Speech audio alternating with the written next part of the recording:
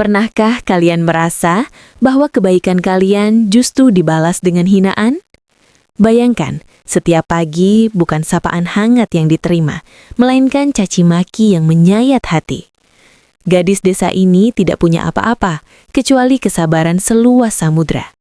Namun, saat sang majikan mencoba menghancurkan harga dirinya untuk kesekian kali, gadis ini melakukan satu hal yang sama sekali tak terduga. Sebuah tindakan yang membuat majikan yang angkuh itu bersimpuh malu dan jutaan orang meneteskan air mata. Selamat datang di channel ini. Hari ini kita akan menyaksikan sebuah kisah tentang kekuatan doa dan ketulusan yang mampu meruntuhkan gunung kesombongan. Sebelum kita masuk ke kisah lengkapnya, mari dukung channel ini untuk terus menebar inspirasi dengan cara klik tombol subscribe, nyalakan lonceng notifikasinya, dan jangan lupa berikan like terbaik kalian sebagai bentuk dukungan untuk hati-hati yang tulus di luar sana. Sekarang, mari kita mulai ceritanya. Arunika berdiri mematung di depan gerbang besi setinggi 3 meter yang seolah memisahkan dua dunia berbeda. Di tangannya, sebuah tas jinjing kusam berisi 3 helai baju dan harapan besar untuk pengobatan asma neneknya di desa. Ia tidak tahu bahwa di balik pintu jati besar rumah itu, seorang wanita bernama Madam Elara telah menunggu dengan standar kesempurnaan yang mencekik. "Masuk, jangan biarkan debu jalanan itu menempel lebih lama di karpetku." Suara itu dingin, tajam seperti sembilu. Madam Elara berdiri di balkon lantai 2, menatap Arunika seolah melihat noda yang mengganggu pemandangan. Arunika menunduk dalam, langkah kakinya yang hanya beralaskan sendal jepit terasa sangat berat saat menyentuh lantai pualam yang dingin. Hari pertama bekerja bukanlah sambutan hangat, melainkan daftar panjang peraturan yang ditulis di atas kertas kaku. Tidak ada jam istirahat yang pasti, tidak ada ruang untuk kesalahan, dan yang paling berat, tidak boleh ada suara selain jawaban, "Ya, Madam." Tugas pertamanya adalah membersihkan perpustakaan pribadi yang dipenuhi ribuan buku tua. Madam Elara sangat membenci debu, namun ia lebih membenci jika ada orang yang menyentuh barang kenangannya. Dilema itu menjadi jebakan bagi Arunika. Saat ia mulai mengelap bingkai foto perak yang kusam, suara teriakan melengking memecah kesunyian. "Siapa yang menyuruhmu menyentuh itu?" Madam Elara sudah berdiri di ambang pintu, matanya berkilat penuh amarah. "Itu perak murni dari London. Tangan kasarmu bisa menggoresnya. Kau ini hanya gadis desa yang terbiasa memegang cangkul. Jangan sok tahu dengan barang mewah." Hinaan itu telak menghantam dada Arunika. Air matanya menggenang, namun ia ingat pesan neneknya. Kesabaran bukan berarti diam saat diinjak, tapi tetap tenang agar kau bisa melihat jalan keluar. Ia tidak membela diri, ia hanya meletakkan kain lapnya, merapatkan tangan di depan dada dan berucap lirih. "Maaf, Madam, saya hanya ingin memastikan kenangan Anda tetap bersinar." Madam Elara tertegun sejenak. Kalimat "memastikan kenangan tetap bersinar" terasa asing di telinganya. Selama ini orang-orang bekerja padanya hanya demi uang, namun gadis ini bicara seolah ia peduli pada benda mati itu. Namun ego Madam Elara terlalu tinggi untuk luluh begitu saja. Ia justru melemparkan sapu tangan kotor ke lantai. "Bersihkan lantai ini dengan tanganmu. Aku tidak mau melihat ada bekas langkah kaki di sini dalam 10 menit. Sepanjang sore, Arunika berlutut. Jemarinya yang lentik namun kuat mulai memerah karena gesekan dengan lantai yang dingin. Tidak ada keluhan. Di setiap usapan kainnya, ia membisikkan doa agar hati wanita di atas sana melembut. Ia tidak tahu bahwa dari balik kamera pengawas, Madam Elara memperhatikan setiap gerak-geriknya dengan kening berkerut. Ada sesuatu pada ketenangan Arunika yang membuat Madam Elara merasa terancam. Bukan karena kekuasaan, tapi karena kedamaian batin yang tidak dimiliki sang majikan, meskipun ia memiliki segalanya. Malam jatuh dengan sunyi yang mencekam. Arunika tidur di kamar kecil di sudut paling belakang yang luasnya tak lebih besar dari kandang ternak di desanya. Namun ia tersenyum. Ia mengeluarkan selembar uang muka yang diberikan agen penyalur dan menciumnya. "Satu langkah lagi untuk kesembuhan nenek." Ia berbisik. Ia tidak peduli seberapa galak Madam Elara, baginya setiap makian adalah ujian kelas yang harus ia lalui untuk mendapatkan ijazah kehidupan yang lebih baik. Matahari baru saja menyembul di balik gedung-gedung pencakar langit saat Arunika sudah berkutat di dapur. Aroma kopi hitam pekat dan roti panggang yang tidak boleh terlalu gosong adalah syarat mutlak bagi Madam Elara. Di rumah mewah ini, kesalahan 1 derajat pada suhu air kopi bisa berarti badai teriakan yang akan berlangsung hingga siang hari. Arunika bekerja dengan ketelitian seorang ahli bedah, memastikan semuanya sempurna di atas baki perak. Namun, suasana pagi itu terasa berbeda. Madam Elara tidak turun ke ruang makan dengan jubah sutranya yang biasa. Ia berdiri di tengah ruang tengah, dikelilingi oleh lemari kaca yang memajang koleksi perhiasan antiknya. Wajahnya pucat, namun matanya memancarkan amarah yang dingin. "Arunika, kemari kamu!" teriaknya. Suaranya menggema di dinding-dinding tinggi berhias ukiran emas. Arunika bergegas datang, masih mengenakan celemek putihnya yang bersih. "Iya, madam, ada yang bisa saya bantu?" Madam Elara tidak menjawab dengan kata-kata. Ia melemparkan sebuah kotak beludu kosong ke arah Arunika. Kotak itu jatuh tepat di depan kaki telanjang sang gadis desa. "Di mana bros zamrudku? Itu adalah pemberian dari mendiang suamiku. Hanya ada kamu yang masuk ke ruangan ini untuk membersihkan debu kemarin sore." Darah Arunika terasa berdesir dingin. "Saya tidak mengambilnya, madam. Kemarin saya hanya mengelap bagian luarnya saja, sesuai instruksi Anda agar tidak membuka lemari kaca tersebut." "Bohong." Madam Elara melangkah maju, jarinya yang berhias kuku merah panjang menunjuk tepat ke wajah Arunika. "Gadis desa sepertimu pasti silau melihat permata seharga rumah di kampungmu itu. Kamu pikir dengan menjualnya kamu bisa langsung kaya? Serahkan sekarang, atau aku akan memastikan kamu membusuk di penjara." Hinaan itu terasa lebih menyakitkan daripada kerja fisik yang melelahkan. Tuduhan mencuri adalah noda terbesar bagi harga diri Arunika. Ia menarik nafas panjang, mencoba menenangkan debaran jantungnya yang tidak beraturan. "Madam, Anda boleh memeriksa seluruh barang bawaan saya. Bahkan kamar saya yang kecil itu silahkan digeledah. Saya datang ke sini untuk bekerja, bukan untuk menjadi pencuri." Tanpa menunggu izin kedua kali, Madam Elara menarik lengan Arunika dengan kasar menuju kamar asisten rumah tangga yang terletak di sudut belakang. Ia membongkar tas jinjing kusam milik Arunika, baju-baju sederhana, kain batik lusuh, dan sebuah foto kecil neneknya terlempar ke lantai. Tidak ada bros zamrud di sana. Merasa belum puas, Madam Elara memeriksa kolong tempat tidur dan sela-sela lemari kayu yang sudah reot. Tiba-tiba, tangannya meraba sesuatu di balik bantal tipis milik Arunika. Matanya berkilat penuh kemenangan saat ia menarik sebuah benda yang berkilau hijau dari balik sarung bantal. "Ini apa?" teriak Madam Elara sambil mengangkat bros zamrud itu tinggi-tinggi. "Masih mau mengelak? Kamu menyembunyikannya di sini." Arunika terpaku. Ia tahu pasti bahwa ia tidak pernah menyentuh bros itu, apalagi membawanya ke kamar. Pikirannya berputar cepat. Ia teringat sesosok bayangan yang melintas di koridor belakang tadi malam. Mungkin itu adalah asisten rumah tangga senior yang merasa posisinya terancam, atau mungkin ini adalah ujian kejam yang sengaja disiapkan Madam Elara untuk mengusirnya tanpa membayar upah. "Saya benar-benar tidak tahu bagaimana benda itu bisa ada di sana, madam." Suara Arunika bergetar, namun matanya menatap lurus ke arah Madam Elara.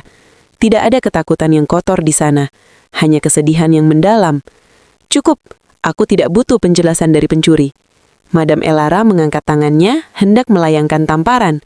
Namun tangannya terhenti di udara saat melihat Arunika justru berlutut dan mengambil foto neneknya yang terinjak dan kotor akibat penggeledahan tadi. Arunika membersihkan foto itu dengan ujung celemeknya lalu berdiri kembali dengan tegap. "Jika madam yakin saya pelakunya, silahkan panggil polisi. Saya tidak akan lari. Tapi sebelum itu, izinkan saya mengatakan satu hal. Benda semahal apapun tidak akan pernah bisa membeli ketenangan jiwa yang hilang karena ketidakjujuran. Saya miskin harta, tapi saya tidak akan membiarkan jiwa saya ikut miskin." Madam Elara tertegun. Keberanian Arunika yang tenang itu justru membuatnya merasa terpojok. Seharusnya gadis ini menangis meraung-raung atau memohon ampun, tapi Arunika justru berdiri dengan martabat yang lebih tinggi darinya. "Pergi ke dapur, kerjakan semua tugasmu. Aku akan memutuskan nasibmu setelah tamu-tamuku pulang sore ini, dan jangan coba-coba melarikan diri." Arunika kembali ke dapur dengan langkah tenang. Ia tidak menyimpan dendam, meski ia tahu ada seseorang yang mencoba menjebaknya. Di dapur, sambil mencuci piring-piring kristal, ia terus merapal doa. Ia tahu bahwa kebenaran adalah seperti matahari. Ia mungkin tertutup awan untuk sementara, tapi ia pasti akan terbit kembali. Sementara itu, di ruang kerjanya, Madam Elara menatap bros zamrud itu dengan perasaan gelisah.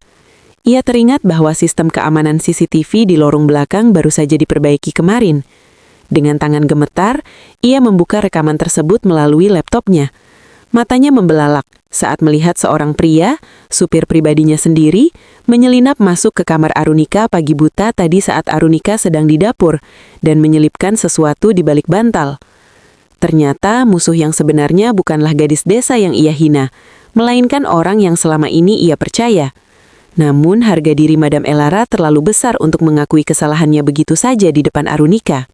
Keheningan di dalam kediaman mewah Madam Elara selalu terasa mencekam. Namun sore itu, kesunyiannya terasa berbeda. Ada berat yang menggantung di udara. Sebuah firasat yang tidak bisa dijelaskan oleh logika. Setelah insiden penemuan bros di bawah bantal, Madam Elara mengunci diri di ruang kerjanya. Ia tidak memanggil polisi, tidak juga memecat Arunika. Ia terjebak dalam perang batin antara harga diri yang setinggi langit dan kenyataan pahit yang ia lihat di layar CCTV. Di dapur, Arunika tetap bekerja seolah tidak terjadi badai besar sebelumnya. Ia sedang menyiapkan makan malam spesial karena Madam Elara menjanjikan kedatangan tamu penting, rekan bisnis dari luar negeri. Tangannya dengan telaten memotong sayuran. Setiap gerakannya teratur dan penuh dedikasi. Meskipun hatinya perih dituduh pencuri, ia tidak membiarkan rasa sakit itu mencemari masakan yang ia buat. Baginya, menyajikan makanan adalah bentuk ibadah. Sabar Nika, Gusti Allah tidak tidur, bisiknya pada diri sendiri sambil menyeka butiran keringat di keningnya. Tiba-tiba, dari arah ruang kerja di lantai 2, terdengar suara benda jatuh yang sangat keras. Prang! Suara itu diikuti dengan bunyi gesekan kursi yang kasar dan erangan tertahan yang sangat samar. Arunika menghentikan kegiatannya. Jantungnya berdegup kencang. Ia tahu para pengawal sedang berjaga di pos depan, dan sopir yang tadi ia lihat di rekaman pikiran, sang pengkhianat, sedang keluar menjemput tamu. Di dalam rumah besar itu hanya ada dia dan Madam Elara. Arunika berlari menaiki tangga pualam. Ia mengabaikan larangan untuk tidak naik ke lantai 2 tanpa izin. Saat sampai di depan pintu ruang kerja, ia mengetuk dengan ragu. "Madam, Anda baik-baik saja?" Tidak ada jawaban, hanya terdengar suara nafas yang pendek dan terputus-putus. Tanpa pikir panjang, Arunika memutar tuas pintu. Ruangan itu tidak dikunci. Di sana, di atas karpet Persia yang mahal, Madam Elara terkapar. Wajahnya pucat pasi, bibirnya mulai membiru dan tangannya mencengkram dadanya dengan kuat. Sebuah gelas kristal pecah berkeping-keping di dekatnya. "Madam," Arunika memekik kecil, lalu segera berlutut di samping majikannya. Ini adalah momen yang mungkin bagi orang lain dianggap sebagai pembalasan Tuhan. Jika Arunika jahat, ia bisa saja membiarkan wanita yang menghinanya itu menderita. Namun di hati Arunika tidak ada ruang untuk dendam. Ia melihat Madam Elara bukan sebagai majikan yang kejam, melainkan sebagai manusia yang sedang bertarung nyawa.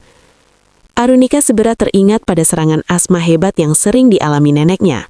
Meskipun ini tampak seperti serangan jantung, prinsip pertolongannya membutuhkan ketenangan. Ia melonggarkan kerah kelai pakaian ketat Madam Elara agar aliran udara lebih lancar. "Madam, dengarkan saya. Tarik nafas perlahan. Ikuti saya," ucapnya dengan suara yang sangat lembut namun tegas. Madam Elara menatap Arunika dengan mata yang penuh ketakutan. Di ambang kematian, semua harta dan kekuasaannya tidak ada gunanya. Ia tidak bisa membeli oksigen yang tiba-tiba terasa hilang dari dunianya. Ia melihat wajah gadis desa yang baru saja ia tuduh mencuri itu, kini berada tepat di depannya. Bukan dengan raut wajah puas melihat penderitaannya, melainkan dengan tatapan penuh kasih dan kekhawatiran yang tulus. Arunika segera merogoh kantong celemeknya. Ia selalu membawa minyak kayu putih dan aromaterapi herbal buatan neneknya dari desa. Ia mengoleskannya di pelipis Madam Elara dan di bawah hidungnya. Sambil terus memijat titik-titik saraf di tangan majikannya, Aromika meraih telepon rumah dan menekan nomor darurat. "Cepat, ke Jalan Cendana nomor 8. Ada serangan jantung," teriaknya ke gagang telepon. 10 menit menunggu ambulans terasa seperti 10 tahun. Di dalam kegentingan itu, Madam Elara sempat menggenggam tangan Arunika. Genggamannya sangat kuat, seolah ia takut jika ia melepaskannya, ia akan jatuh ke dalam kegelapan abadi. Arunika tidak melepaskan tangan itu. Ia justru membisikkan kata-kata penenang, doa-doa yang biasa ia rapalkan di desanya untuk mengusir rasa takut. "Bertahanlah, Madam. Anda kuat. Sebentar lagi bantuan datang." Saat petugas medis tiba dan mengangkat Madam Elara ke tandu, wanita itu sempat menoleh ke arah Arunika. Tidak ada lagi kilat amarah di matanya. Yang tersisa hanyalah kerapuhan. Setelah ambulans pergi dengan suara sirine yang meraung, rumah itu kembali sunyi. Arunika berdiri di ruang kerja yang berantakan. Ia melihat pecahan kristal dan sisa-sisa kemewahan yang kini terasa hambar. Ia kemudian memungit pecahan kaca itu satu persatu agar tidak melukai siapapun nanti. Saat itulah dia melihat laptop Madam Elara masih menyala di atas meja. Di layar laptop, video CCTV terhenti di gambar sopir yang menyelinap ke kamarnya. Arunika terdiam. Ia baru menyadari bahwa Madam Elara sebenarnya sudah tahu bahwa dirinya tidak bersalah. Namun mengapa wanita itu tidak meminta maaf? Mengapa ia tetap membiarkan Arunika dalam ketidakpastian? Arunika menghela nafas panjang. Ia tidak merasa marah. Ia justru merasa kasihan. Madam Elara hidup di dunia di mana mengakui kesalahan dianggap sebagai kelemahan dan meminta maaf dianggap sebagai kekalahan. Betapa melelahkannya menjadi orang kaya jika harus memikul beban harga diri seberat itu, pikir Arunika. Malam itu tamu-tamu bisnis berdatangan namun mereka segera pulang setelah mendengar kabar musibah tersebut. Sopir yang menjebak Arunika kembali dengan wajah panik yang dibuat-buat. "Di mana, Madam? Apa yang terjadi?" tanya sopir Baskoro dengan nada mendesak. Arunika menatap Baskoro dengan pandangan yang dalam. Ia tahu apa yang dilakukan pria ini. "Madam di rumah sakit, Pak Baskoro. Dia mengalami serangan jantung dan ia sudah memeriksa rekaman CCTV sebelum jatuh pingsan." Wajah Baskoro seketika berubah menjadi abu-abu. Ia memundurkan langkahnya, keringat dingin mulai membasahi dahinya. Tanpa sepatah kata pun, ia berbalik dan pergi meninggalkan rumah itu ketakutan akan konsekuensi hukum yang akan menimpanya. Arunika kembali ke dapur. Ia mencuci tangan, lalu melanjutkan memotong sayuran yang tadi tertunda. Ia tidak berencana pergi. Ia akan menunggu hingga Madam Elara kembali. Bukan karena ia butuh pekerjaan itu, tapi karena ia tahu saat wanita itu pulang nanti, ia akan menjadi orang yang paling kesepian di dunia. Dan Arunika tidak ingin membiarkan sesama manusia tenggelam dalam kesepian, bahkan jika manusia itu pernah mencoba menghancurkan hidupnya. Ia mengambil rajutannya, duduk di kursi dapur yang keras dan mulai merajut selembar syal hangat. Setiap tusukan jarumnya adalah doa untuk kesembuhan majikannya.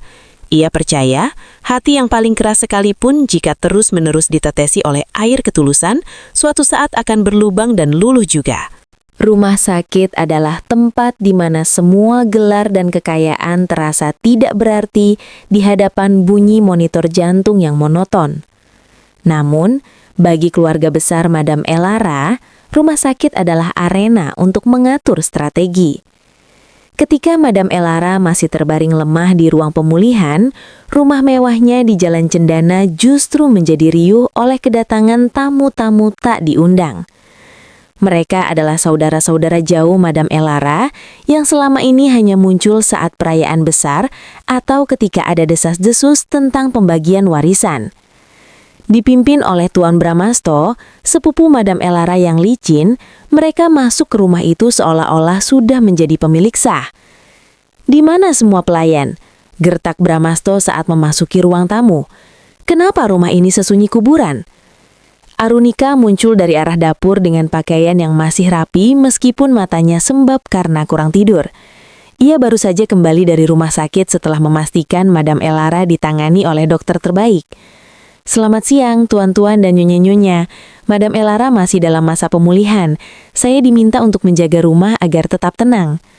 Bramasto menatap Arunika dari ujung kepala hingga ujung kaki dengan pandangan meremehkan. "Menjaga rumah? Kamu hanya pelayan baru kan? Gadis desa yang hampir dipolisikan karena mencuri?" Arunika tersentak. Berita itu menyebar sangat cepat. Kemungkinan besar Baskoro sang supir telah membisikkannya kepada keluarga ini sebelum ia melarikan diri semalam. Tidak benar, Tuan. Madam Elara sudah mengetahui siapa pelakunya. Sudahlah, jangan banyak bicara. Sela seorang wanita paruh baya dengan perhiasan berlebihan, istri Bramasto. Kami di sini untuk mengamankan aset Elara. Dia sedang tidak berdaya, dan kita tidak bisa membiarkan orang asing sepertimu bebas berkeliaran di rumah yang penuh barang berharga ini. Arunika hanya bisa terdiam saat mereka mulai membuka laci-laci, memeriksa lemari pajangan dan membicarakan tentang pengalihan kuasa bisnis Madam Elara. Hatinya perih melihat betapa cepatnya orang-orang ini berubah menjadi burung nazar yang menunggu mangsanya jatuh. Di dunia mereka, cinta dan kepedulian adalah mata uang yang tidak laku. 3 hari kemudian, Madam Elara pulang. Ia kembali dengan kursi roda, wajahnya masih sangat pucat dan bicaranya sedikit bertabata-bata. Namun, sorot matanya yang tajam belum sepenuhnya hilang. Ketika ia memasuki ruang utama, ia terkejut melihat Bramasto dan keluarganya sudah duduk di sana dengan tumpukan dokumen di meja. Apa yang kalian lakukan di sini? Tanya Madam Elara pelan. Oh, Elara, syukurlah kamu sudah pulang. Bramasto menghampiri dengan senyum palsu yang lebar. Kami hanya ingin membantumu. Kamu tidak bisa mengelola perusahaan dalam kondisi seperti ini. Kami sudah menyiapkan dokumen agar aku bisa mengambil alih kendali sementara. Kamu hanya perlu tanda tangan di sini. Madam Elara memandang dokumen-dokumen itu dengan tangan yang gemetar. Ia menoleh ke sekeliling ruangan, mencari dukungan. Namun semua kerabatnya hanya menatapnya dengan pandangan menuntut. Di saat itulah matanya bertemu dengan mata Arunika yang berdiri di sudut ruangan, memegang nampan berisi teh herbal hangat dan obat-obatan. Dalam tatapan Arunika, Madam Elara tidak melihat tuntutan. Ia tidak melihat dokumen yang harus ditandatangani. Ia hanya melihat kekhawatiran yang tulus tentang apakah majikannya sudah cukup istirahat atau belum. Keluar, bisik Madam Elara. Apa kamu bilang? Elara, kami ini keluargamu, seru Bramasto tersinggung. Aku bilang, keluar. Suara Madam Elara meninggi, memicu serangan sesak nafas ringan. Arunika segera meletakkan nampannya dan berlari menghampiri Madam Elara. Dengan cekatan, ia memijat pundak sang majikan dan memberikan air hangat.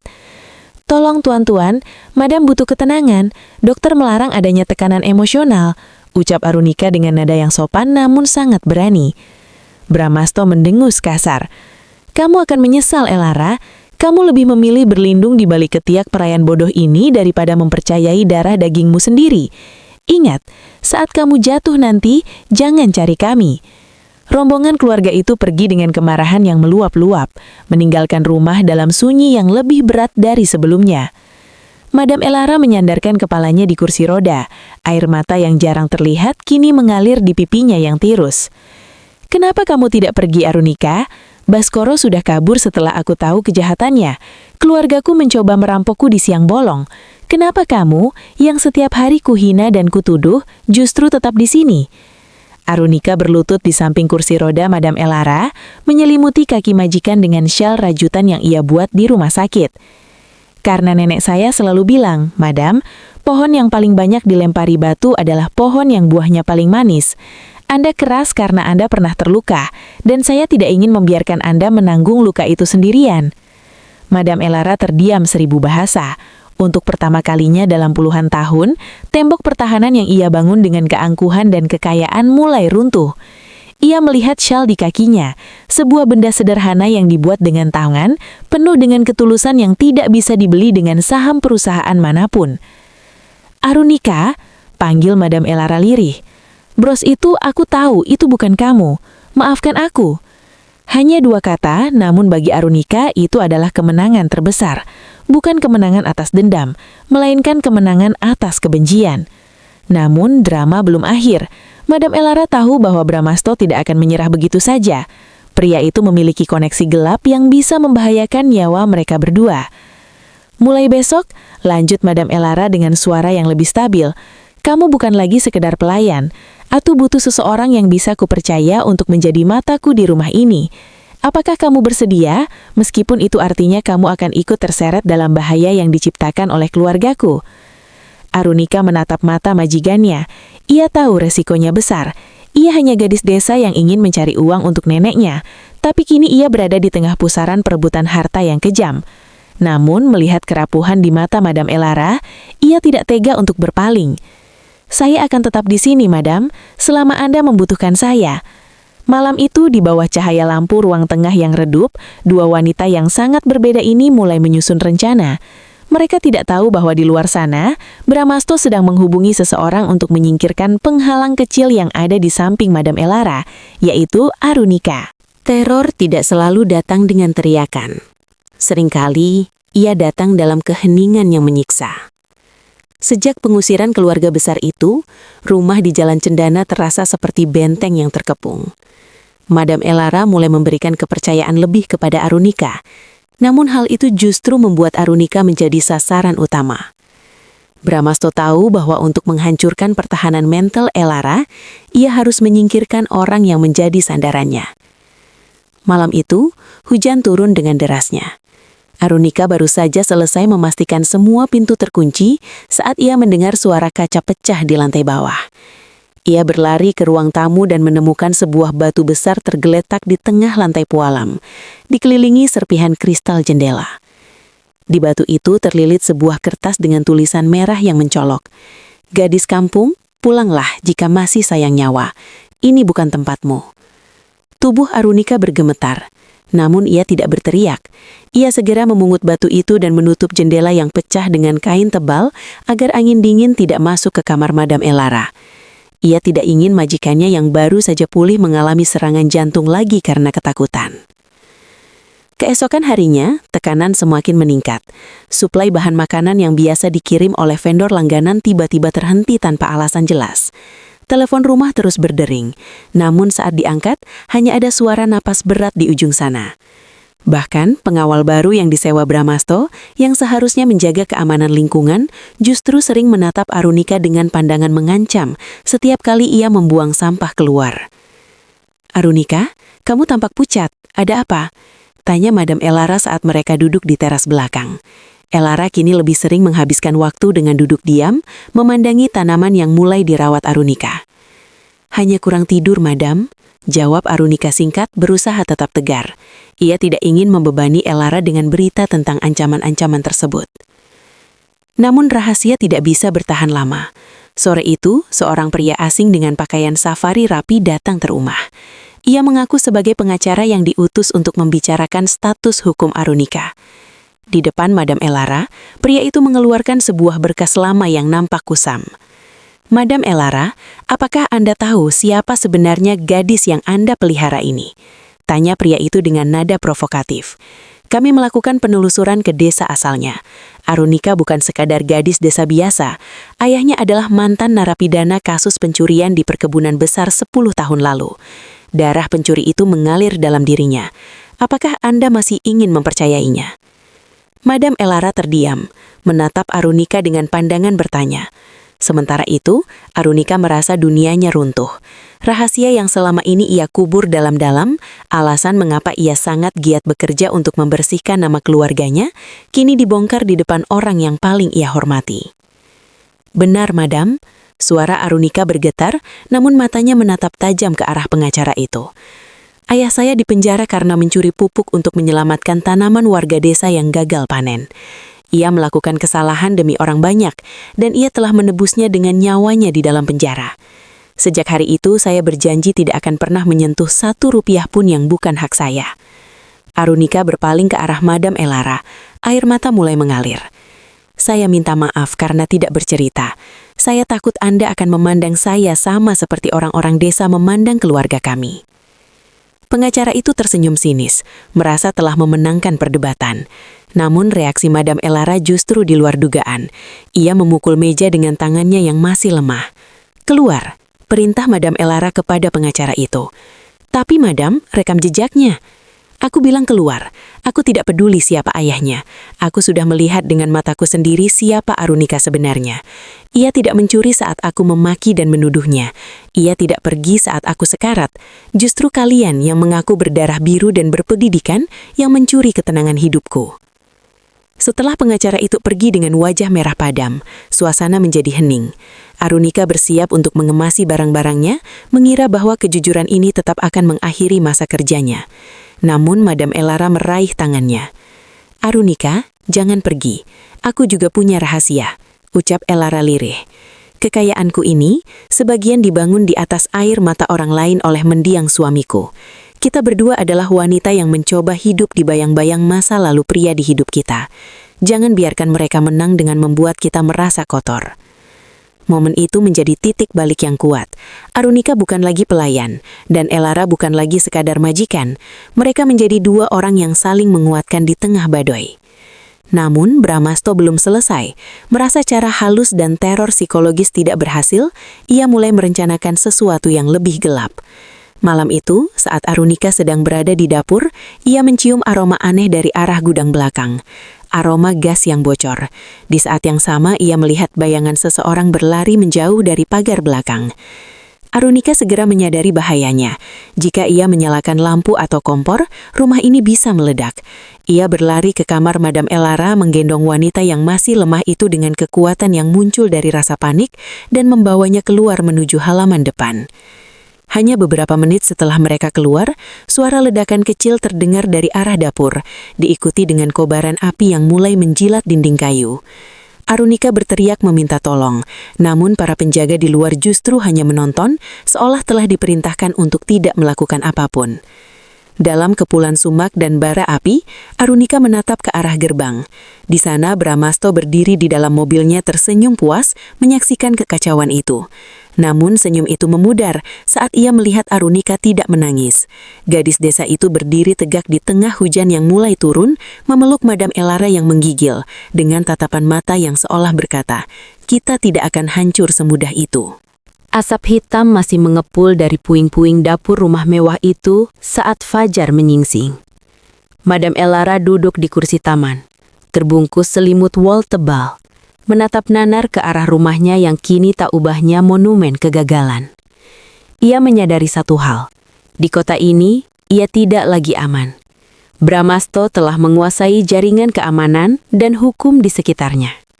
"Kita tidak bisa di sini, Madam," bisik Arunika sambil membersihkan jelaga dari wajah majikannya. "Tuan Brahmasto tidak akan berhenti sampai ia mendapatkan apa yang ia mau. Kita harus pergi ke tempat yang tidak pernah terpikirkan olehnya." "Kemana, Nika? Aku tidak punya siapa-siapa lagi yang bisa dipercaya." Suara Elara terdengar rapuh, nyaris hilang ditelan suara angin pagi. "Ke desa saya, Madam. Ke desa Lembah Sunyi. Tempat itu jauh di pelosok, tanpa sinyal ponsel, tanpa kemewahan. Hanya di sana saya bisa menjamin keselamatan Anda." Madam Elara sempat ragu. Ia, seorang sosialita yang terbiasa dengan pendingin ruangan dan pelayan yang sigap, harus bersembunyi di sebuah desa terpencil. Namun, ketakutan akan kematian jauh lebih besar daripada ketakutannya akan ketidaknyamanan.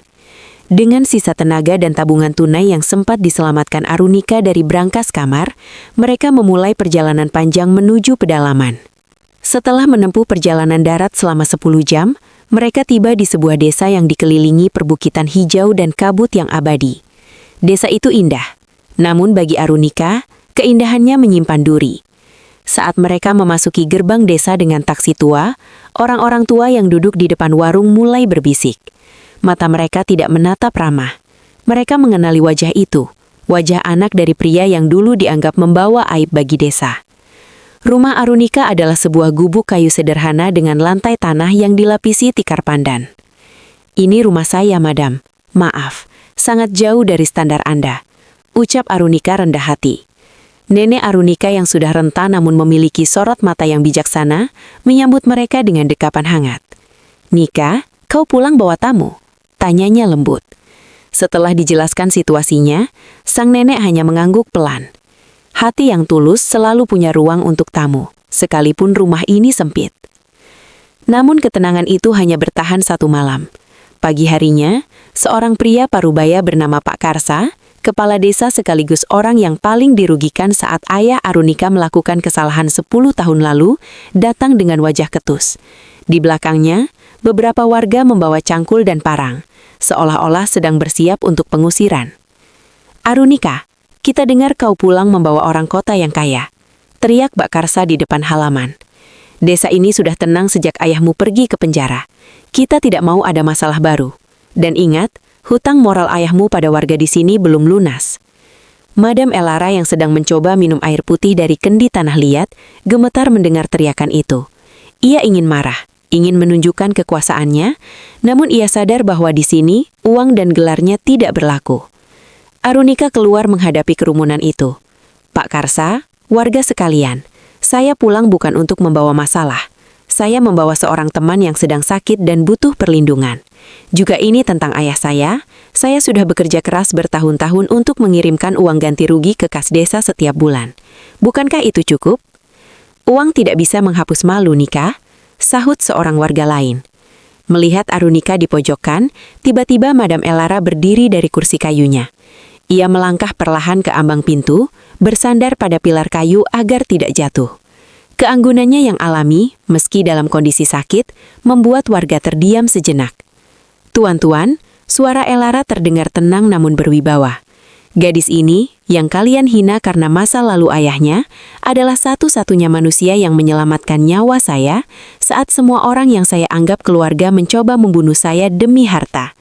Jika kalian merasa dia adalah noda bagi desa ini, maka kalian salah besar. Dia adalah berlian yang kalian buang ke lumpur. Elara mengeluarkan seuntai kalung emas dari lehernya. Saya tidak punya banyak barang berharga lagi yang tersisa.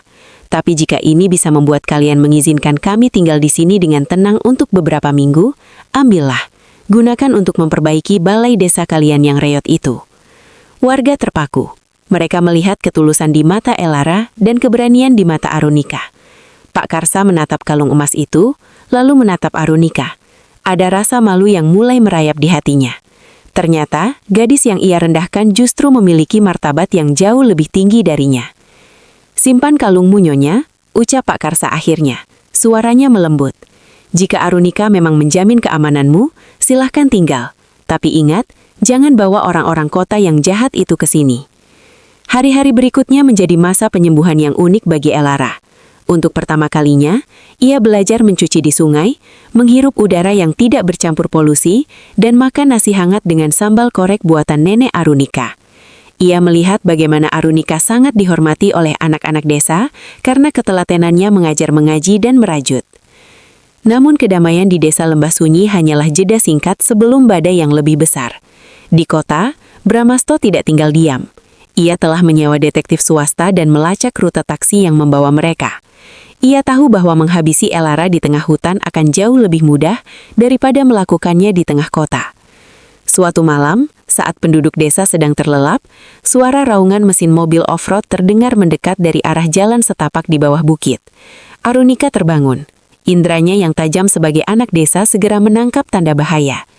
Ia melihat cahaya lampu sorot yang kuat menyapu dinding kayu rumahnya. "Madam, bangun. Mereka di sini," bisik Arunika panik.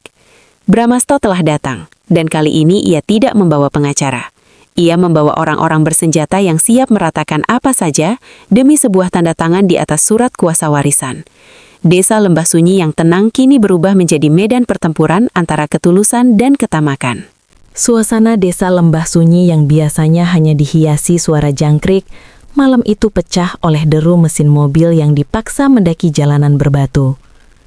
Cahaya lampu sorot membelah kegelapan, menyapu dinding-dinding bambu rumah penduduk seolah-olah sedang mencari mangsa. Bramasto turun dari mobil dengan sepatu pantofel yang langsung terbenam dalam lumpur. Namun wajahnya tetap memancarkan kepuasan yang bengis. "Elara, keluar kamu! Jangan jadi pengecut dengan bersembunyi di kandang ternak ini!" Teriakan Bramasto menggema di lembah, membuat beberapa burung malam terbang ketakutan. Di dalam gubuk, Arunika mematikan lampu minyak. Tangannya dingin, namun ia berusaha tetap tenang. Ia memeluk Madam Elara yang gemetar hebat di sudut ruangan. "Madam, tetap di sini. Jangan bersuara apapun yang terjadi."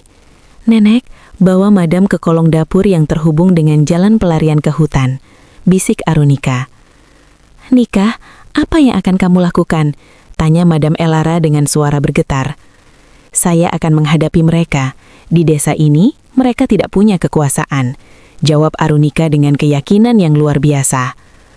Arunika berlangkah keluar, berdiri di halaman yang becek. Di hadapannya Bramasto berdiri bersama 3 pria berbadan tegap yang memegang senter dan tongkat besi. "Di mana dia, gadis kampung?" tanya Bramasto sambil meludah ke tanah. "Berikan dia padaku dan aku akan memberimu uang yang cukup untuk membangun kembali desa busuk ini. Jangan korbankan nyawamu untuk wanita tua yang bahkan tidak menganggapmu manusia." Arunika berdiri tegak, kedua tangannya mengepal di samping tubuh. "Uangmu tidak akan pernah cukup untuk membeli harga diri kami, Tuan. Anda bukan siapa-siapa di sini. Tanah ini mengenal siapa yang datang dengan niat baik dan siapa yang datang dengan busuk hati." Bramasto tertawa terbahak-bahak. "Filosofi sampah. Hajar dia dan cari Elara ke dalam," perintahnya pada anak buahnya. Namun saat salah satu pria itu melangkah maju, suara tok-tok-tok dari kentongan bambu tiba-tiba bersahut-sahutan dari segala penjuru bukit. Satu persatu obor menyala di kegelapan. Puluhan warga desa mulai dari pemuda hingga orang tua yang tadi siang menghina Arunika, kini keluar dari kegelapan. Mereka membawa sabit, bambu runcing, dan cangkul. Pak Karsa melangkah ke depan, berdiri di samping Arunika. "Tuan yang terhormat," ucap Pak Karsa dengan nada rendah namun mengancam. "Arunika mungkin anak dari pria yang pernah bersalah pada kami, tapi dia tetap darah daging desa ini. Siapapun yang menyentuhnya di tanah ini berarti berurusan dengan seluruh isi lembah." Bramasto tertegun. Ia terbiasa menghadapi orang dengan uang atau ancaman hukum, namun ia tidak siap menghadapi solidaritas orang-orang yang tidak takut miskin. "Jangan ikut campur, ini urusan keluarga dan harta miliaran rupiah. Kalian mau mati hanya demi pelayan ini?" "Harta kalian tidak berguna di sini, Tuan," sahut seorang pemuda desa sambil menghentakkan bambu runcingnya ke tanah. Melihat situasi yang tidak menguntungkan, Bramasto semakin gelap mata. Ia mengeluarkan sebuah dokumen dari balik jasnya. "Dengar, Elara sudah tidak waras. Saya punya surat pernyataan dari rumah sakit jiwa bahwa dia harus di bawah pengawasan saya. Jika kalian menghalangi, kalian semua bisa dipenjara karena menculik orang sakit." Itulah saat pintu gubuk terbuka.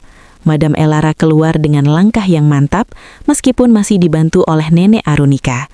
Ia memegang sebuah tas kecil yang selama ini ia jaga dengan nyawanya. "Surat itu palsu, Bramasto, dan aku punya sesuatu yang lebih kuat daripada dokumen sampahmu." Madam Elara membuka tasnya dan mengeluarkan sebuah flash disk serta beberapa lembar kertas asli yang sudah dilegalisir oleh notaris kepercayaan mendiang suaminya. "Ini adalah surat wasiat asli yang suamiku titipkan. Di dalamnya tertulis jelas bahwa jika terjadi sesuatu padaku, seluruh aset perusahaan tidak jatuh ke tangan kerabat, melainkan dialihkan menjadi yayasan sosial untuk pendidikan. Dan ada satu rekaman suara mendiang suamiku yang menyebutkan bahwa kamu, Bramasto, telah menggelapkan dana perusahaan 10 tahun lalu." Wajah Bramasto berubah pucat pasi. Itu adalah rahasia yang ia pikir telah ikut terkubur bersama peti mati suami Elara. "Arunika mengajarku aku satu hal, bahwa ketulusan adalah perlindungan terbaik. Aku sudah mengirimkan salinan digital dokumen ini ke pihak berwajib melalui jaringan satelit darurat yang dipasang di taksi sebelum kita sampai di sini. Polisi sedang dalam perjalanan ke desa ini." Bramasto coba kelari menuju mobilnya, namun para pemuda desa sudah mengepung kendaraannya. Ia terjebak. Keangkuhan yang ia bawa dari kota hancur lelap di bawah kaki orang-orang desa yang jujur. Malam itu, di bawah temaram obor, tidak ada lagi sekat antara majikan dan pelayan, antara orang kaya dan orang miskin. Warga desa melihat Madam Elara bukan sebagai sasaran kebencian, melainkan sebagai tamu yang harus dilindungi. Dan Madam Elara melihat warga desa bukan sebagai orang udik yang kotor, melainkan sebagai pilar kekuatan yang selama ini tidak pernah ia miliki di dunianya yang megah. Saat fajar mulai menyingsing di ufuk timur, sirena polisi terdengar mendekat. Bramasto dan anak buahnya digiring pergi dalam kehinaan. Namun di halaman rumah Arunika, sebuah babak baru mulai. Madam Elara memegang tangan Arunika dan neneknya. "Nika, desa ini telah menyembuhkanku. Aku ingin membangun sekolah di sini, bukan dengan uang pamer, tapi sebagai rasa terima kasih karena kalian telah menjaga hatiku agar tidak ikut membatu." Arunika tersenyum, air mata haru menetes di pipinya. Ketulusan tidak pernah sia-sia. Madam, kembali ke kota bukan lagi perjalanan yang menakutkan bagi Arunika dan Madam Elara. Jika dulu mereka pergi sebagai buronan yang ketakutan, kini mereka kembali dengan martabat yang baru. Kota yang sama, gedung-gedung pencakar langit yang sama, namun mata yang memandangnya telah berubah total. Madam Elara tidak langsung menuju rumah mewahnya yang sebagian hangus.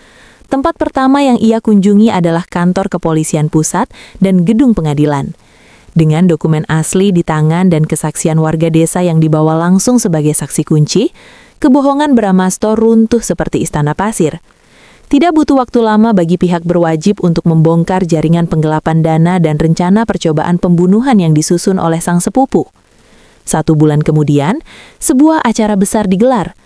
Bukan di hotel berbintang, melainkan di halaman rumah Madam Elara yang telah direnovasi. Namun, renovasi itu bukan untuk mengembalikan kemewahan yang angkuh.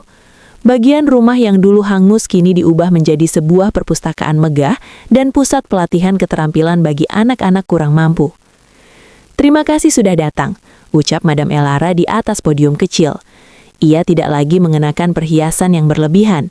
Ia tampak sahaja, dengan kebaya modern dan syal rejutan berwarna biru langit, hadiah dari Arunika. "Selama puluhan tahun, aku mengira dinding tinggi dan gerbang besi adalah pelindungku. Ternyata pelindung terbaik adalah hati manusia yang tulus." Di sampingnya Arunika berdiri dengan anggun. Ia bukan lagi gadis desa yang menunduk takut saat dibentak. Ia telah diangkat menjadi Direktur Yayasan Elara Arunika, sebuah lembaga yang fokus pada pendidikan anak desa dan pemberdayaan perempuan. Banyak yang bertanya, bagaimana aku bisa memaafkan seseorang yang pernah kuhina dan kuduga sebagai pencuri? Jawabannya sederhana, karena dia tidak membalas hinaanku dengan amarah, melainkan dengan doa dan tindakan nyata. Arunika mengajarkanku bahwa kelas sosial hanyalah label, tapi karakter adalah abadi. Namun puncak dari segala transformasi ini adalah saat Madam Elara mengumumkan proyek terbesarnya. Ia menghibahkan sebagian besar kekayaannya untuk membangun sebuah rumah sakit modern di desa Lembah Sunyi. Rumah sakit itu diberi nama Gema Arunika, sebagai bentuk penghormatan bagi ayah Arunika yang dulu berkorban demi desa, dan bagi Arunika sendiri yang telah menyelamatkan jiwanya.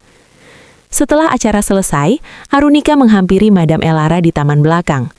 "Madam, semua ini terasa seperti mimpi. Saya hanya seorang gadis desa yang dulu hanya ingin membeli obat untuk nenek." Madam Elara memegang kedua tangan Arunika. "Nika, obat itu sudah kau dapatkan, Nika. Bahkan kau memberikan obat bagi penyakit yang jauh lebih berbahaya, penyakit kesombonganku. Sekarang nenekmu sudah sehat, dan ribuan nenek lainnya di desa akan memiliki akses kesehatan yang layak karena ketulusanmu."